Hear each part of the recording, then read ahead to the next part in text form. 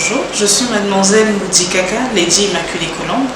Je suis agent de conduite au poste de Djiri, très haute tension, à l'entreprise Énergie électrique du Congo, plus précisément au service de la production et de transport. J'ai 32 ans.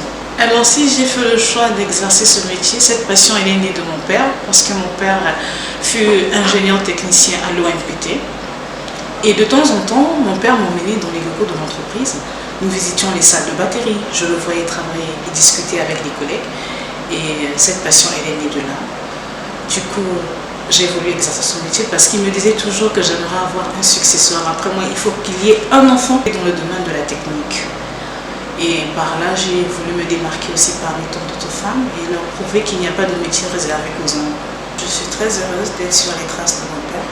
C'est un métier qui m'apporte une grande satisfaction. Il n'y avait pas possibilité que les femmes exercent ce genre de métier au Congo et même en Afrique. Et surtout, ça me rapproche plus des hommes. Cela me permet de booster l'égalité entre l'homme et la femme.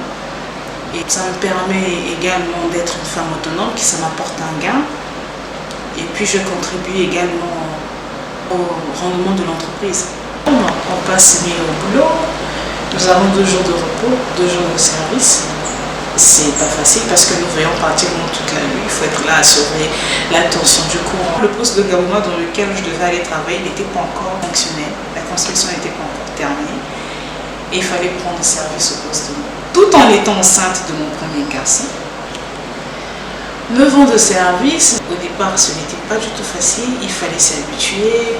Pour la première fois que je voyais les TC, les transformateurs, les disjoncteurs, les réactants, avec la présence des Chinois qui nous apprenaient. Le langage n'était pas facile. Il fallait bien prêter l'oreille par rapport à l'interprète. J'avais pas mal de petites difficultés là-dessus à comprendre ce qu'il voulait me transmettre. Notre chef de poste était toujours là, présent, à l'écoute, nous assister, nous accompagner lors des manœuvres.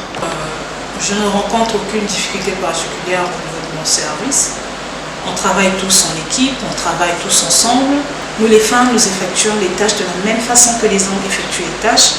Donc, vu que nous travaillons en équipe, dans une salle, il n'y a pas trop de difficultés. On se comprend facilement, nous échangeons beaucoup. Là où il y a des failles, on se complète. Et il n'y a pas de distinction. Nous avons tous la même grille salariale. Nous bénéficions tous des mêmes droits.